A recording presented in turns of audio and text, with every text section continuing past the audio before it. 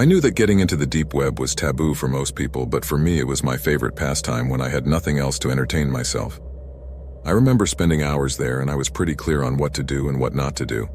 Even though I had been out of the game for a while, I thought I hadn't changed that much, or so I wanted to believe. But the truth is that I underestimated the matter. It all started one boring night at my house with some friends. It was after midnight and only my computer screen was glowing. So it occurred to me that we could take a look at the deep web and see what we could find interesting. They were not so enthusiastic about the idea, because of all the things that are said about that place, but I assured them that I had a good experience in this. After a while of poking around in forums about guns and stuff like that, I decided to go a little further and found a site that I had heard about a while back. I didn't know much about the site, only that it promised a game that would keep me busy for a while. So without thinking twice and without consulting anyone, I clicked on it. However, as soon as I saw that instead of entering the site, something started downloading, I immediately panicked. Quickly, I scanned the file with the antivirus, and to my surprise, everything was clean. That gave me a bit of relief, until everything got weird. From one moment to the next, the screen went blank and I couldn't do anything. My friends started complaining, thinking that the computer had frozen, but in an instant they realized something more serious. The internet was gone. Then they tried to use their phones, but nothing. That was too strange. We were very puzzled, not understanding at all what was going on. Not only the computer was failing, but the whole house was offline, and in view of the situation, my friends, who are always more scared than me, decided it would be better to get out of my house. I thought it was all the router's problem, but they pointed to the obscure site we had visited. It made no sense for them to believe that in a matter of seconds, someone could hack me and cut the signal to my house. I tried to explain, but they still wanted to go to another friend's house, believing they would be safer there. If they had reservations about the deep web before, now they wanted nothing to do with it.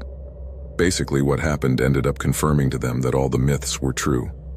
They invited me to go, but something in me told me I should stay. Why? Because I was tired and didn't feel like going to another house at that hour. After they left, I tried to calm down. I turned on the TV, and to my surprise, it was also blank. I changed the channel several times, but it only showed white and no sound. It was as if everything was disappearing. I decided to leave it at that and checked my cell phone again, but there was still no signal.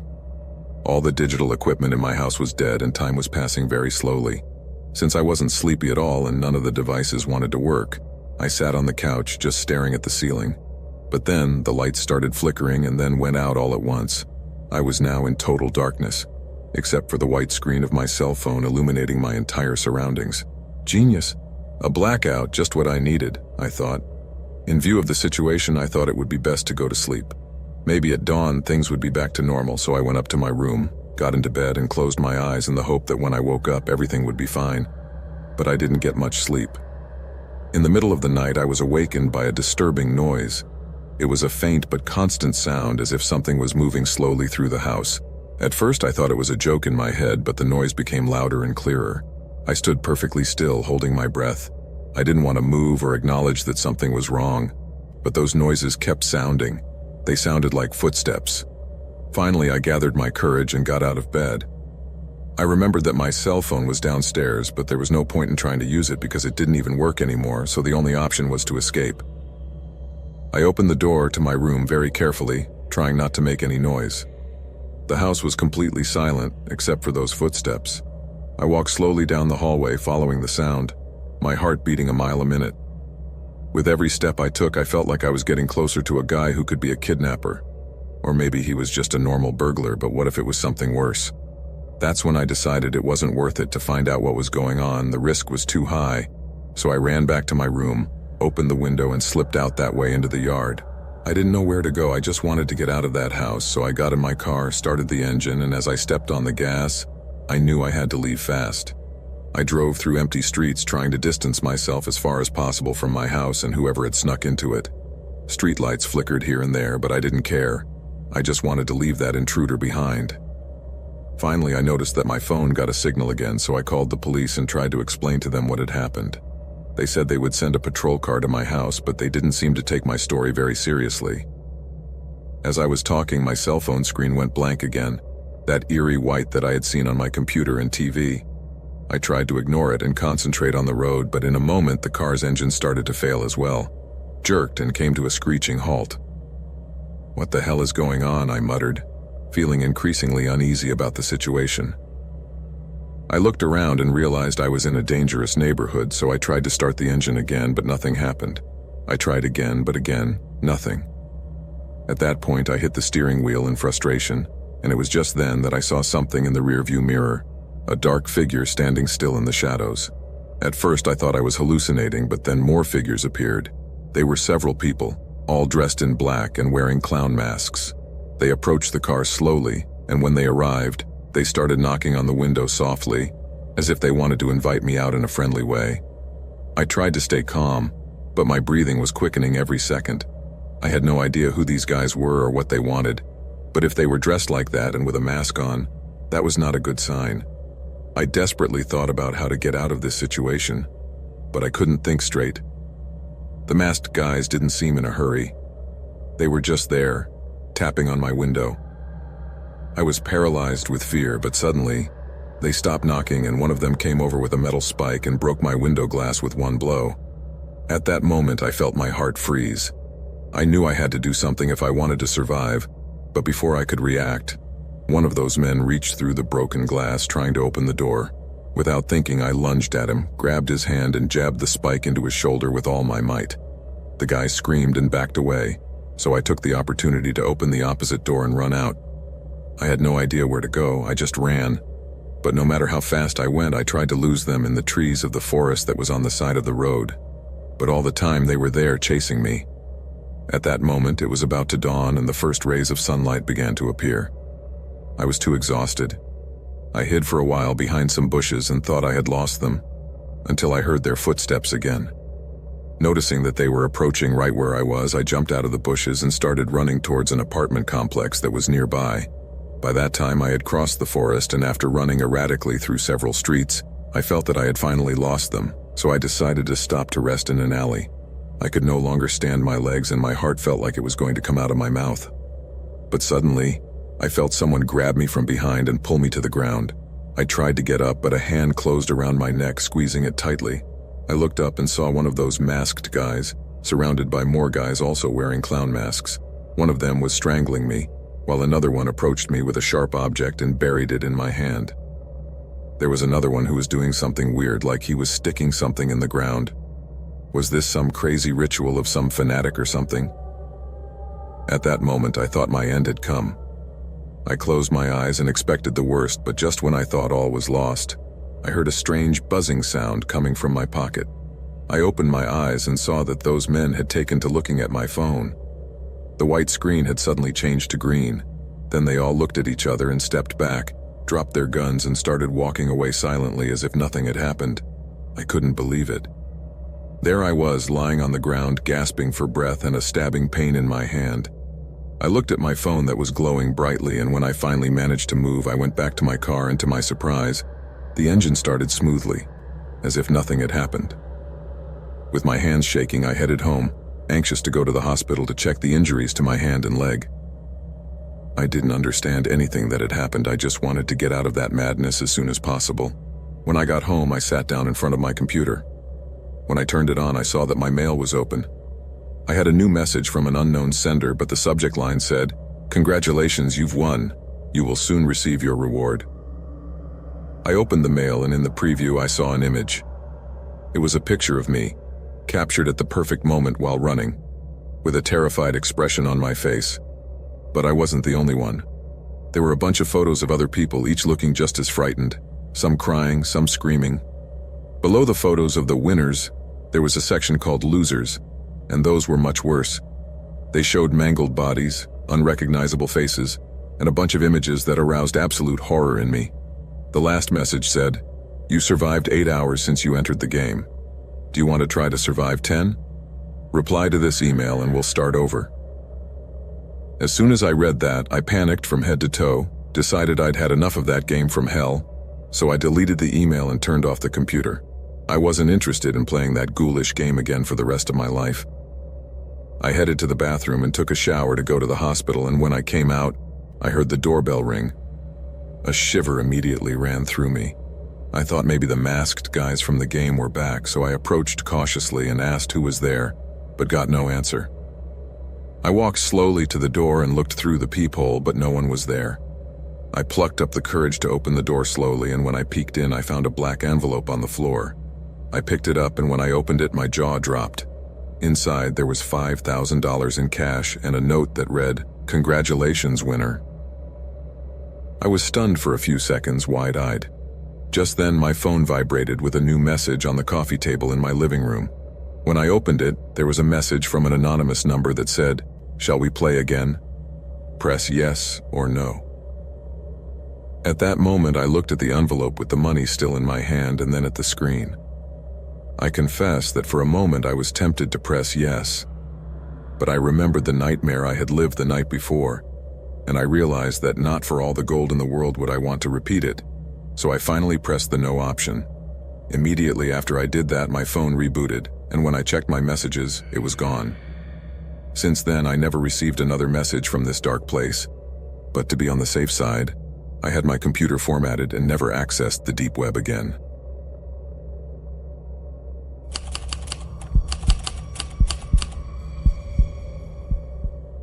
I should have thought better of it, but love makes you act irrationally. Sometimes it clouds your head and makes you ignore the possible consequences of your actions. I never believed in supernatural nonsense, but what happened changed everything. Trisha's gaze was empty after the loss. Our baby was gone, along with the joy her presence had brought to our lives. Months passed, and she hadn't even left the room. Her hands kept touching her belly, and her sad, lost eyes searched for something she couldn't find. Watching her crumble every time reality hit her was a kind of torture that tore me apart. I had tried everything: therapy, pills, time together, but nothing would bring her back. It was unbearable to watch the woman I loved wither from the pain of losing a child we both wanted so badly. So when my friend Greg suggested an odd and slightly uncomfortable solution, I didn't think twice.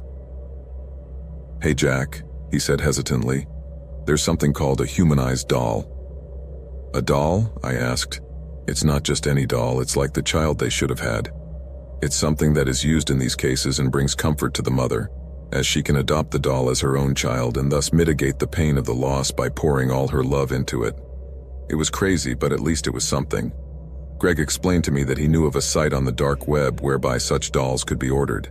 I thought it was funny that he mentioned the dark web because what I knew about it was that there was a whole illegal market there. I didn't know much about it, but I did know that people used that site to buy things that were forbidden in the normal market, and being that it was a simple doll, it was too weird, so he explained to me that this was not an ordinary doll, but he didn't give me more details, and to tell the truth, I didn't ask him either. At that point, I was willing to do anything to try to get Trisha out of the dark place where she was. So I did what he told me, and in a matter of minutes I had already placed the order. The day the package arrived, I will always remember. It was a white box with no markings on it, like something that shouldn't be there. When I opened the box, my hands were shaking, and inside, wrapped in tissue paper, was a doll so realistic that I gasped. She had the same dark eyes as Trisha. Her face resembled mine, and her smile was almost real. Now I understood why I was asked for a photograph of me and her at the time of ordering. When Trisha saw her, her attitude suddenly changed. She embraced her as if she were flesh and blood, and for the first time in weeks, I saw her smile. My heart skipped a beat at that moment, so I thought maybe this was what would help her heal. That was the last quiet moment we had. That night I woke up and saw her in the rocking chair, her wrist pressed to her chest. I thought this was a good sign. I talked to her and sang to her as any mother would, but as the days passed, it became clear that this was not working. There was something dark and strange about the situation that was beginning to worry me. Pretty soon, my wife stopped eating, sleeping, and talking. She spent every waking minute with that doll, feeding her and changing her diapers. She called her Blue, and although I didn't understand why, I avoided asking too many questions for fear of her response. It was only the night she approached me with a knife that I realized how far it had all gone. "Trisha, what are you doing with that knife?" But then she lunged at me and tried to stab me while I was in bed. I barely managed to dodge the stab when I saw her make a strange grimace, and not just any grimace. It was a terrifying expression, as if she was possessed. The woman in front of me was no longer my Trisha. She was now Blue's mother, trapped in her own madness. As I recoiled in terror, my eyes locked on the doll and I froze. Blue's vacant gaze glowed with a kind of evil that was very visible, and her mouth formed a haunting smile. It was as if that doll really had life in it. The atmosphere seemed to freeze. That afternoon, I decided to stay home, hoping that everything would calm down. But the quiet didn't last. Around 2 a.m., just as I was starting to fall asleep, the fire alarm went off. I jumped awake and saw Trisha full of smoke. She had forgotten a kettle on the fire and everything had filled with steam. She was crying and saying she was a horrible mother, she said as she pressed the creepy doll to her chest, and it made my blood run cold. How could that doll cry? It was impossible, but she was convinced she could. Her increasingly hysterical voice filled me with terror. I tried to scream at her that it was all an invention of her head, but she didn't understand me. Then I noticed that her skin turned pale and she fell to the floor, hugging the doll as if it were really a baby. I quickly called the hospital, feeling terrified of what was happening. Help arrived a couple of hours later, around 4 a.m. But just when I thought everything was going to calm down, a deafening noise went through the house. It was a faint cry like that of a baby. My heart raced as I listened to that awful melody coming from Blue's room. My hands were shaking as I opened the door, and there it was. The doll crying. I froze, horrified by the chilling sound that filled the air. The doll's eyes, Trisha's own, glowed red as if they were alive. A cold sweat began to cover my forehead as I approached. As I picked her up, the crying came to a screeching halt. My hands trembled as I checked her and felt something hard under her fake skin. I ripped it open and discovered that there was a whole tangle of wires and a small black device that I recognized immediately. A camera. It couldn't be true. They were spying on us all this time. A nauseating feeling came over me as I realized that our misfortunes were just a show for someone else. The doll was driven by a microchip that sent electrical impulses and made it talk, cry, and gesture like a real baby. But it was being driven from somewhere else, by who knows who or whom. I was equally outraged as I was terrified, so I gathered all the evidence, the doll and the camera, and I contacted the police and we filed complaints for invasion of privacy, harassment, and emotional harm. The cybercrime department tried to trace the website, but it all turned out to be a dead end. I knew that those who hang out on the dark side of the internet are experts at hiding. The officers gave me a strong warning for buying things from that illegal corner of the web. We changed phone numbers and addresses to keep those who were harassing us at bay, and Trisha's mental state got even worse after this macabre experience, so she had to take a lot of therapy to get over the loss of our son and the trauma that damn doll caused. The one thing I have learned is that grief is simply love that finds no place to go, but we can't let that control our lives. We must move on and live. The true meaning of life is to move forward, no matter how many storms try to knock you down. A few months later, we got the news that Trilla was in state again, and today our little Emma is nearing her first birthday. She is a beautiful, healthy little girl, and we love her more than anything in this world. Trisha is a great mother, and I feel so lucky that life has given us another chance to be parents, and that my wife is finally back to being the same sweet, happy woman I fell in love with. Something that was almost taken away from me by the deep web.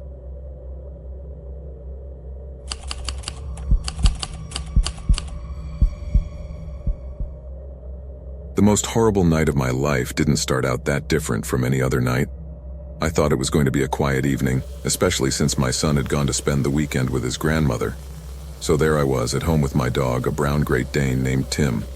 I always liked to enjoy those moments of solitude, where I could relax and disconnect from everything without worries. But since becoming a mother, those occasions became rare, especially since his father disappeared from our lives.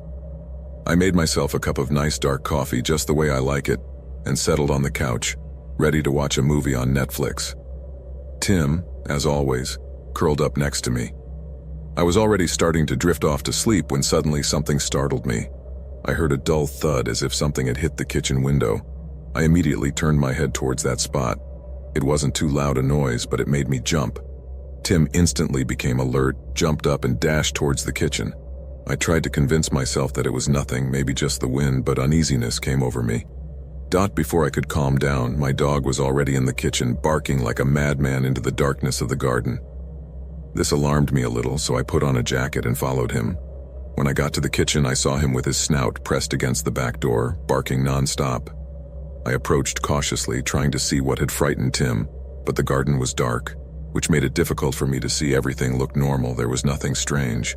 However, he was still barking, so I decided to open the door, thinking that if I showed him that there was nothing there, he would calm down. But just as I turned the handle, Tim shot out into the yard, running into the bushes by the fence. His barking became more aggressive, as if he was ready to attack. I called out to him, trying to get him to come back, but he was in his own world. My nervousness was growing by the second. Tim had never reacted this way before, and this was starting to scare me. I took a step into the garden, trying to see what might be there. But suddenly everything stopped. Tim stopped barking just as I was about to take another step, but suddenly I felt a violent tug on the back of my neck and I fell to the ground. Before I could scream, someone wrapped me up tightly and I felt a wet handkerchief pressed against my face. I struggled with all my might, but my body began to fail, and from one moment to the next, the world shut down. When I woke up, I was groggy, with a dull ache in my head and had no idea where I was. I felt very disoriented and dizzy. It was a few seconds before I realized where I really was. It was like some kind of closed room that I couldn't recognize. An intense cold chilled me to the bone, and the humidity of the atmosphere made me shiver. I tried to move, but my hands were tied behind my back and my feet were also immobilized, making it impossible for me to get up. The room was in a kind of semi-darkness, barely illuminated by an opaque bulb hanging from the ceiling, flickering every now and then. Suddenly, I took a good look around me, and it was then that I recognized the place I was in. It was my basement, but it was painted gray, something I never did, and there were other elements there that I was not able to recognize because I had not placed them. But I was not alone. In front of me, there were 3 masked guys. One of them was holding a camera, pointing it directly at me, while another one was sitting on a chair looking at me in complete silence.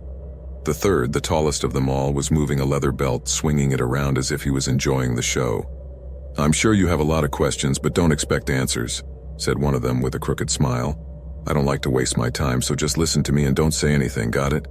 At that moment, I wanted to scream, get up and try to run away or even insult them, but it was useless. I knew my basement. No one was coming here, so it was really best to obey and not infuriate those guys. "You're a smart girl, but this is usually more complicated," commented the one with the belt. "We're not here to kill you, for now. You're in a game, a deep web game.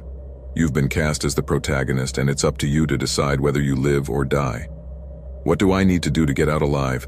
I asked, with more courage than I really felt. "You have to convince your audience. In a moment, my friend will start the broadcast. We're going to torture you and give you a lot of pain, and every few minutes, we'll pause for people to vote. Keep torturing you, let you go, or kill you. So let's get started." Before I could react to his creepy words, the guy with the belt stepped forward and, without warning, hit me in the back with it. I screamed out loud and a wave of pain ran through my body. The camera kept rolling, capturing every moment of my suffering as this man whipped me with the belt. Each blow was harder than the last, and the man didn't even flinch as he hit me. Although he didn't seem to enjoy it, the disconnect in his eyes was simply terrifying. Every time he stopped, my body trembled with fear and pain. I knew the audience would not vote to release me. People who watched these types of shows only wanted 2 things: blood and pain. For some twisted reason, they would not stop until they were satisfied. When the first moment came to vote, the guy in the chair gave me a chance to speak. "You have 30 seconds to convince the audience why you should live. Please let me go. I am a mother. My son needs me," I pleaded. "He can't stay alone. The father has abandoned us. I am all he has. He will die if anything happens to me."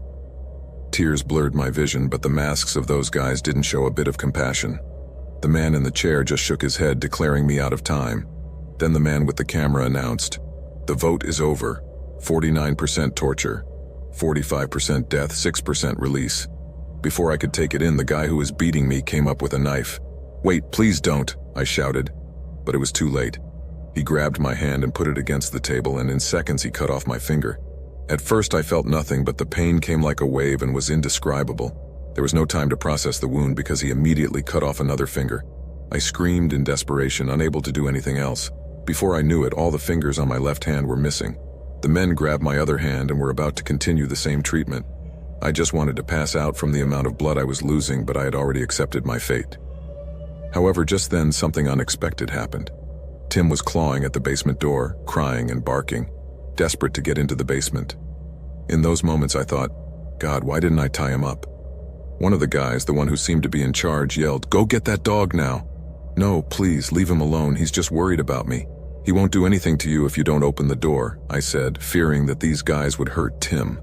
The man with the camera, who was recording everything, got up and approached his partner, who was in front of a laptop.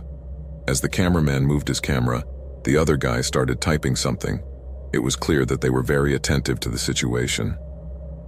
"The results are coming in, the voting is almost over," announced the man with the laptop. Finally, he glanced at the screen and began to read the percentages aloud. This was the last vote, and my body was on edge. All I could think about was my son. And that was the only thing keeping me going. I began to feel a great anxiety mixed with panic. In this vote, it would be decided whether he lived or died. Then the guy on the screen said, 25% to torture you, 10% to kill you, and 65% to free you. That's impressive. People care more about your pet than they care about you. Suddenly, the guy in the chair stood up and motioned for the cameraman to follow him. Then, the torturer approached me with a handkerchief. "Oh, and make sure you buy the best food for Tim, he just saved your life," he said before covering my nose with a handkerchief that smelled strongly of chloroform. I didn't struggle this time, and quickly everything went dark. When I opened my eyes the next time, I found myself lying on my bed. For a moment I thought it had all been a nightmare. But as I tried to move, the pain in my hands quickly brought me back to stark reality. I view a lot of pain, and my fingers were inside a jar next to my bed and my hand was bandaged. I struggled to stand up, and the first thing I did was look for Tim. I found him in the kitchen, lying on his bed.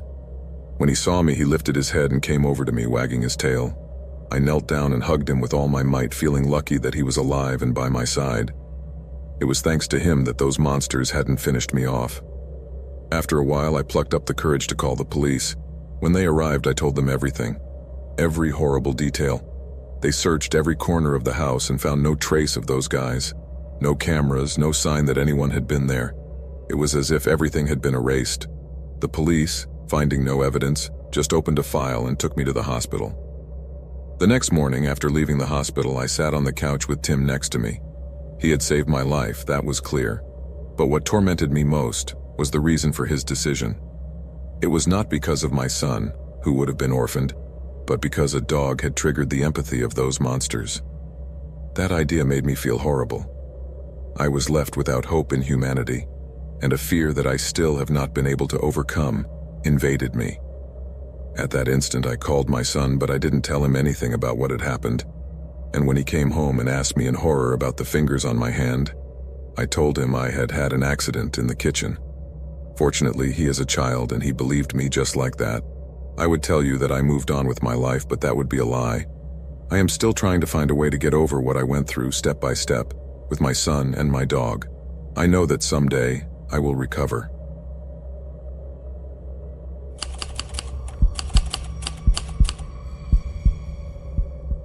I'm not one to promote exploring the dark web for anything but fun, and even that I would do with a lot of caution, staying in more superficial places, if anything. Things like those ridiculous conspiracy theories and adult content that is legal, or some disdainful sites that might be right next to Facebook or any social network. At the end of the day, the dark web is used for illegal activities, not everyday life. There are a lot of people who are weirdly curious about exploring it, but that's a very dangerous thing to do. I want to start by saying that I am writing this anonymously for my safety, for a couple of important reasons. Also, I should also say that I don't agree with the ideas of the people in this story. When I was younger, I hung out with a very noxious group, people who convinced me that I had to hate people because of the way they looked. I was completely brainwashed. Now I see how ridiculous it all was, but a lot of young kids are just a reflection of their environment, and it's really hard to escape these influences. The reason for my anonymity is clear. I don't want anyone to find me and write me off for being a jerk, and I don't want those people I used to know to track me down either. I want to tell you about something disturbing I saw once on the dark web, something that makes you lose faith in humanity completely and fear for your loved ones. About 10 years ago, I was a pretty edgy 20-something kid who thought he was pretty cool just because he surfed the dark corners of the internet. I'm not proud of the guy I was. I used to hang out on forums that most would consider deplorable, and, to be honest, they were. On one particular forum, I won't say the name obviously, I hung out with a pretty specific group. I'll call them the men by necessity of the story, although that was not their name. This group was full of supremacists and other really disturbing types. Although I shared some of their ideas at the time, most of them were totally out of line. I remember they kept talking about main enemies, as they called them, and always discussed what they wanted to do to them. These enemies were often of certain ethnicities or cultures, and the talks quickly became very dark. I preferred to stay out of those talks, enjoying more reading what the others were saying. It was not pleasant, obviously, and their targets tended to be political figures, local officials, or television personalities. It was clear that the group fantasized about hurting them, making their intentions clear in the most graphic way possible. Although they were just words anyway, sure. Words have their weight, but as long as they don't translate into actions, they remain just that, words. That's what the discussion used to be, empty words filled with hate, that's for sure. But over time, things got even more serious. Some of the people posting started to move from insulting celebrities to doing much shadier things, like doxing people in the neighborhood. I mean, they would go so far as to post pictures of people of different ethnicities, along with a lot of personal information without their consent. Where they worked, their addresses, what cars they owned, the schedule they followed. It was really creepy. I remember one of the guys uploaded a video of himself breaking into someone's house in broad daylight. He said he did it because he knew that guy wouldn't be home, and in the video, I kid you not, he went in and literally trashed the place. Broke stuff, smashed the TV, the mirrors, furniture, and everything, and after that he left like it was nothing. And this is where I started to get really worried about the whole thing. A user from Texas shared how he had encountered some immigrants near the border, and he made it very clear. He was talking about people crossing illegally. He said he had approached them and offered them to stay in a property he supposedly owned. They agreed, trusting that he was a good Samaritan who wanted to help them, but in reality he put them in an abandoned building, and once they felt confident, he pulled out a gun and you can imagine what happened next. But that wasn't the worst thing. The most horrible thing was that scumbag was proud of what he had done. He gloated about being a murderer of innocents, but it got even worse. Another guy on the forum asked him to prove it and offered him a reward if he had really done it. Let me tell you, he did. The guy uploaded enough evidence to convince others that he wasn't lying. I won't describe the scene, but it was kind of gruesome. Then he posted a picture of a child and said he didn't want to hurt him, but he was now an orphan and didn't know what to do with him. The person who asked him for proof told him that he could take care of him and take him to another state so that someone would pay him for the child. At that point, I decided it was time to shut it all down and get out of that place for good. I realized how sick those people were and how despicable they could be. If anyone is wondering what I did after all that, well, I contacted the police. I took screenshots of everything I had seen and met with an officer to show him the page. I gave them all the information I had, and the police were able to catch the guy from Texas, as well as several members of the group who also posted pictures of the hate crimes they had committed. But dealing with a place like the deep web, it was clear that I couldn't do something like that without consequences. Somehow, they found out that it was me who ratted them out, and of course they weren't happy about that. All I can tell you is that I am a completely different person now.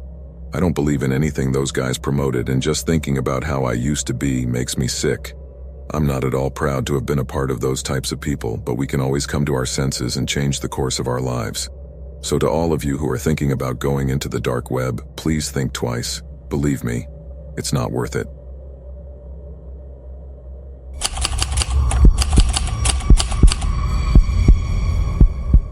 Meeting Patricia was like something out of a weird movie, one of those that leaves a good taste in your mouth but gives you an uneasy feeling. I was never that kind of guy who falls in love at first sight. I wasn't even the one who usually chats with girls, to tell you the truth. My comfort zone has always been behind a screen, where I can have control over what I say and not feel like the jerk I sometimes am. I wasn't looking for anything serious when I got lost in a strange chat room on the deep web that morning. I just did it out of pure curiosity. But then I met Patty. She was totally different from the other people I had talked to. Patricia was confident, funny, and genuinely interested in my half-geeky stories. She not only put up with my chats about Fortnite, World of Warcraft, and other games, she enjoyed them, which made me feel like I was important to someone, that I wasn't the only one who felt a little out of margin in the world. Patty wasn't perfect, of course. She had her own roles, like her problem with hair loss, which made her feel invisible and unattractive, She told me that no guy looked at her the way she wanted to. That resonated with me very deeply because I also know what it's like to go unnoticed, to feel like you don't count, that you don't fit in, that you'll never be part of D. We both shared that feeling of not fitting in with others, so before long, I ended up falling in love with her. It couldn't be any other way. After several nights of long talks until dawn, some of them, we decided it was time to meet in person. We chose an abandoned park in the middle of nowhere. It seemed like the ideal place. It was quiet and secluded, where not many people went, which for two alienated people like us was ideal. I was nervous, but at the same time excited to see Patty. I had woven a lot of expectations in my head about what this first meeting would be like. However, when I arrived, the park was even spookier than I had imagined. The sun was setting and everything was enveloped in a weird, unsettling light, as if nothing I saw was real. I arrived early and sat on a bench near an old swing. The silence was overwhelming, and the more time passed, the more nervous I became. At one point, I noticed a strange old man sitting on a bench some distance away, looking at me in a way I didn't like at all. I tried to ignore him, but it wasn't easy. So I took out my phone and texted Patricia, asking her how much farther it was. She replied that she was walking because she couldn't take a cab. Great, I thought, just what I needed. To stay here alone with this strange guy who keeps staring at me. I tried to settle back on the bench, pretending everything was fine, but the old man's gaze made my hair stand on end. Then all of a sudden he stood up and started to approach me. My heart immediately skipped a beat. I'm not usually one to scare easy, but this guy sure made me uneasy. So I got up and started to walk away while I kept texting Patricia about the strange old man and that I was going to move to another location. She told me to wait a couple of minutes and she would be right there, but I couldn't stay there. I just wanted to get away from that place. I even told her that it didn't seem safe for her either with that weird guy there. As I walked, I looked up and saw a bus stop at the edge of the park, illuminated by a flickering streetlight. It wasn't much, but at least it was something. I headed that way, trying to calm myself. When I got there, I looked back, and to my horror, there was the old man standing across the street, smiling at me. That smile gave me chills. He seemed to know something he didn't have to know. It was as if he was enjoying my fear. At that moment, a macabre thought brushed my head. What if Patty is really this guy? What if I was duped on the deep web? This thought alone made my stomach sink. I needed to hear her voice to reassure me that she really existed, and that it wasn't all a bad dream. The problem was that I didn't have her phone number. We had been stuck in our comfort zone in the chat room and never exchanged numbers. I cursed myself for that. So I decided to send him a message saying that the internet connection was failing and asked for his number. The seconds took forever when he didn't respond until finally his number came up. Without thinking twice, I dialed him immediately. The phone rang once, then twice, and then I heard the dial tone echoing down that empty street. At that moment, my heart skipped a beat. I looked around and saw to my horror that the street was deserted. There was no sign of Patricia, no sign of anyone. Panic seized me and I crossed the street again, but the old man was gone. I should have felt better, but I did not. Everything felt very strange. Hands shaking, I dialed his number again. This time, the tone sounded louder, as if coming from behind me. At that moment, I slowly turned around, feeling every muscle in my body tense. Then I saw that the creepy old man was crouched behind the bus stop bench, smiling at me as if he had won a very ghoulish jackpot. "Hello, Brian," he said, in a mischievous voice. "I hope my hair is okay with you. I didn't want to wear a wig on our first date." I stared at him wide-eyed as my mind juggled what I had just heard. His words, his stories about his hair loss, his vulnerability. It all came crashing down on me as I realized, disgusted, that this wasn't Patricia, that she never existed. It had been him all along talking to this degenerate. The guy tried to stand up, but without a second thought, I lunged at him and punched him in the face. He then recoiled and I saw blood begin to gush from his nose. I didn't wait to see what he would do next. I just turned and ran as fast as I could. I could hear his voice behind me yelling, "Stop, Brian, wow! I thought you were different, I thought you loved me." He kept saying all that crazy stuff, but I didn't stop running until I got to my apartment. I closed the door behind me, feeling my heart pounding too hard in my chest. I couldn't believe what had just happened. I felt dirty, as if I had been abused, cheated, violated in some way. That night I erased all traces of Patricia. I wiped my phone and cleaned my computer, deleting everything related to that chat room. I learned my lesson the hard way. The dark web is a dangerous place, and sometimes the people you meet there are not at all what you think they are.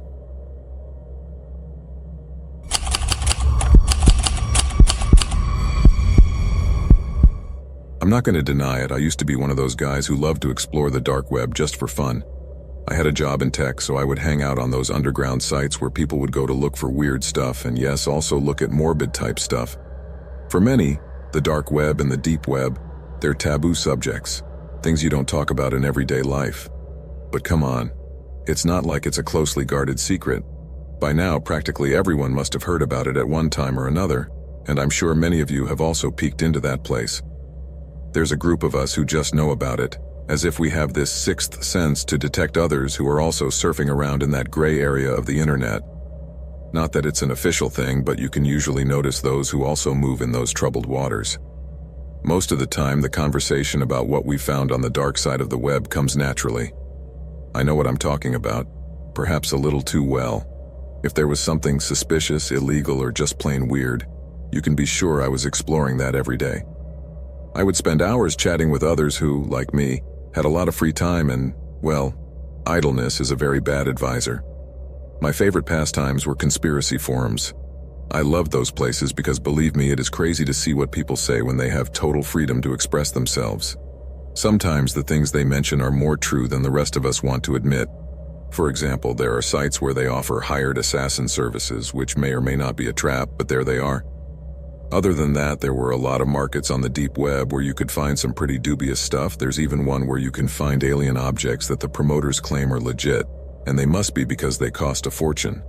There are also the celebrities and sites selling narcotics, plus a whole organ market and so on. There are no limits on the dark web. That's where it really gets dangerous. I admit that I have spent quite a bit of time and money in those illegal markets. I've bought things I should have avoided, and I've seen things I never wanted to see. But there's a quick story I want to tell about one market that left me with chills and made me reconsider my adventures on the dark side of the net. It was a place that sold itself as the best marketplace on the dark web, sort of like a twisted version of Craigslist or Facebook Marketplace. What made it special, if you could call it that, was that it housed everything from illegal stuff to rare items that most people wouldn't even think of. The first time I walked in, I thought I was just looking for curiosities, but I immediately realized that what I saw was far more disturbing than anything I normally came across.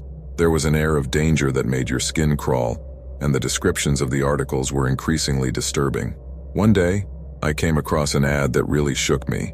It said they were selling souvenirs of tragic events, things that clearly shouldn't exist. Almost feeling short of breath, I realized I had crossed a line I should never have touched. Without thinking, I closed the browser and vowed never to return to those dark sides of the internet.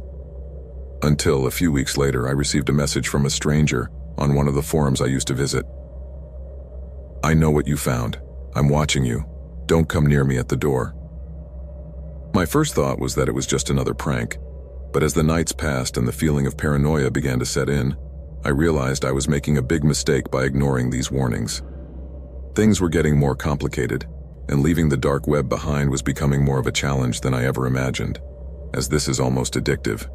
If you were looking for weird stuff you shouldn't, and were willing to cough up some bitcoins, you were in luck. That site had everything.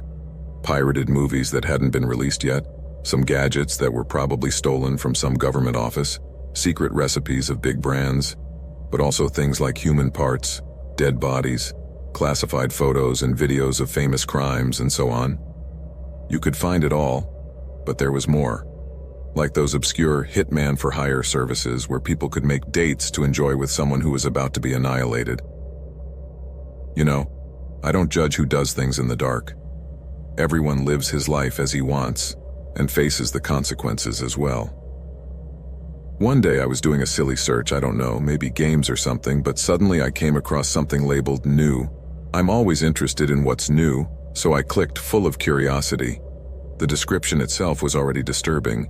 It said something like, "I have access to anyone up to 7 years old and can provide forged documents." My first reaction was to think that had to be a big trap, maybe a honeypot. But I, being a bold and somewhat reckless 20-something, decided to message the seller to see what else it said. I logged back into my account on that marketplace and started typing. I asked him something like, "How do we know you're not an undercover agent here to catch someone?" And the response was straightforward, "Well, you don't know." That made me think he was indeed a honeypot, but I couldn't leave it at that. I had to keep biting, so I replied, "If you're legit, can you prove it to me? I have Bitcoin ready to buy." I was looking for something to prove my suspicions, and what I found left me cold. I was asked if I wanted boy or girl, and what age I had to consider. In a fit of morbid curiosity, I decided to throw out a tough answer, so I said, "Boy, around 6 years old." Instantly, I received pictures of a little boy who looked to be just that age.